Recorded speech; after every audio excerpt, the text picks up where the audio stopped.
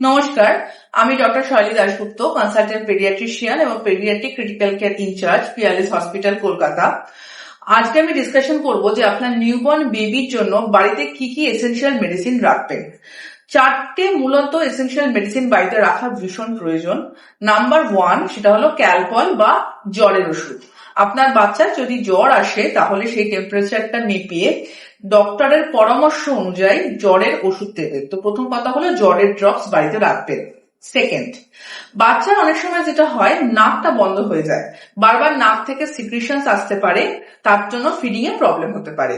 তার জন্য নাকের স্যালাইন ড্রপ পাওয়া যায়, যেটা খুব সেফ বাচ্চাদের জন্য এবং ফ্রিকুয়েন্টলি আপনি ইউজ করতে পারেন ডক্টরের পরামর্শ অনুযায়ী, সেটাও কিন্তু বাড়িতে রাখবেন। 3 নম্বর ওষুধ হলো বাচ্চাদের নিউবর্ন বেবিদের অনেক সময় কলিক হয়, পেট ব্যথা করে। তো সেই কলিকের জন্য কিছু ড্রপস ডক্টররা প্রেসক্রাইব করেন, সেইটা রেখে দেবেন এবং অবশ্যই ডক্টরের পরামর্শ অনুযায়ী যত ড্রপ দিতে বলবেন সেটা বাচ্চাদের দেবেন। 4 নম্বর সেটা হলো ভিটামিন ডি ড্রপস। নিউবর্ন বেবিদের 1 বছর বয়স অবধি ভিটামিন ডি ডেইলি রেকমেন্ডেড আছে। 400 ইন্টারন্যাশনাল ইউনিট রোজ দেওয়া উচিত, সেটাও ডক্টরের পরামর্শ অনুযায়ী কত ড্রপ, এটা কিন্তু ডেইলি বাচ্চাকে দিনে 1 বার করে দিতে হবে। তো এই 4টে মেডিসিন অবশ্যই বাড়িতে রাখবেন।